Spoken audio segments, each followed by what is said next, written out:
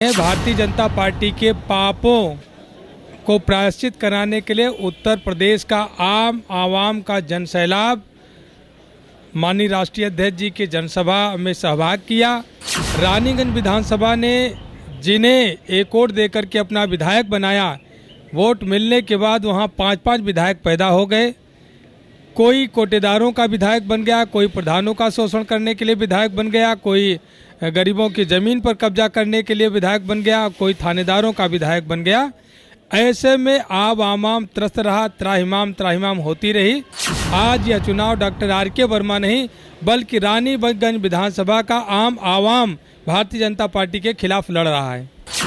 योगी बाबा के सरकार की, योगी बाबा के बुलडोजर की विदाई 10 मार्च को हो जाएगी, फिर मठ के बाहर नजर नहीं आएंगे। नमस्कार, मेरा नाम रितेश है। इस वक्त आप न्यूज़ वादोस देख रहे हैं। उत्तर प्रदेश में विधानसभा चुनाव की होड़ मची हुई है और सभी प्रत्याशी, सभी पार्टी के जो नेता हैं वो अपने क्षेत्रों में जाके जनता के बीच घूम रहे हैं, काफी परेशानियों को सुन भी। इस वक्त हमारे साथ डॉक्टर आर.के. वर्मा जी मौजूद है, जो कि समाजवादी पार्टी से रानीगंज से प्रत्याशी हैं। सर, सबसे पहले स्वागत है हमारे इस चैनल में। बहुत बहुत धन्यवाद। सर, आज अखिलेश यादव जी आए हुए थे आपके क्षेत्र में, सभी जो है आप लोग जो है वहाँ पे मौजूद थे। क्या कुछ बातें हुई सर, क्या कुछ एजेंडा हुआ वहाँ पे, क्या कुछ गतिविधि को बताया गया? कोई नया एजेंडा नहीं है। भारतीय जनता पार्टी के पापों को प्रायश्चित कराने के लिए उत्तर प्रदेश का आम आवाम का जनसैलाब माननीय राष्ट्रीय अध्यक्ष जी के जनसभा में सहभाग किया और माननीय राष्ट्रीय अध्यक्ष जी ने जो घोषणाएं करी हैं समाजवादी पार्टी की सरकार बनने के बाद, उसको दोहराया और पूरी जनता ने उसका स्वागत किया, समर्थन किया और भारतीय जनता पार्टी के द्वारा किए गए पापों को भी गिनाने का काम किया जा रहा है। आप अपने क्षेत्र में जब घूम रहे हैं तो सर, इस विधानसभा की मूलभूत समस्याएं क्या हैं? जीत के आप सदन जाते हैं तो सबसे पहले किन सुविधाओं को जनता को उससे याद दिलाएंगे? देखिए, रानीगंज विधानसभा में आम आवाम की सुरक्षा, सम्मान, विकास का अकाल पड़ गया था। रानीगंज विधानसभा ने जिन्हें एक वोट देकर के अपना विधायक बनाया, वोट मिलने के बाद वहां 5-5 विधायक पैदा हो गए। कोई कोटेदारों का विधायक बन गया, कोई प्रधानों का शोषण करने के लिए विधायक बन गया, कोई गरीबों की ज़मीन पर कब्जा करने के लिए विधायक बन गया, कोई थानेदारों का विधायक बन गया। ऐसे में आवाम त्रस्त रहा, त्राहिमाम होती रही और जिन नौजवानों ने विरोध किया उन पर फर्जी मुकदमे दर्ज कराने का काम किया गया है। आज यह चुनाव डॉक्टर आर.के. वर्मा नहीं बल्कि रानीगंज विधानसभा का आम आवाम भारतीय जनता पार्टी के खिलाफ लड़ रहा है। युवाओं को रोजगार देने की बात कही थी बीजेपी ने, बेटी बचाओ बेटी पढ़ाओ की बात कही थी, कितना सफल रहा है इन सब, क्या कहेंगे? भारतीय जनता पार्टी महाझूठ पार्टी है।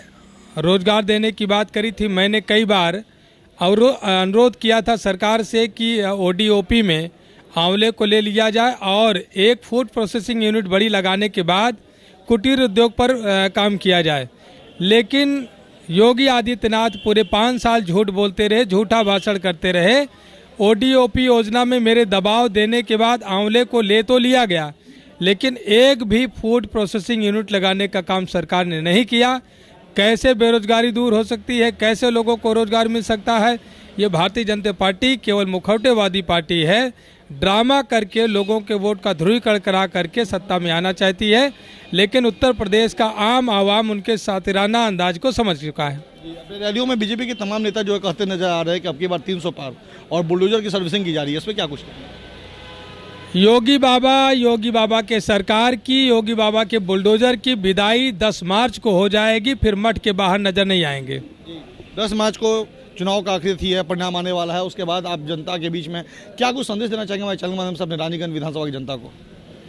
10 मार्च के बाद समाजवादी पार्टी की सरकार बनेगी और माननीय अखिलेश यादव जी मुख्यमंत्री बनेंगे और रानीगंज विधानसभा में जो आज़ादी के 70 वर्षों में जो बस्तियां अंधेरे में रही हैं, जो बस्तियां कच्चे रास्तों से गुजरती रही हैं, वहां पर पक्के रास्ते बनवाने का काम किया जाएगा, वहां पर उजाला लाने का काम किया जाएगा।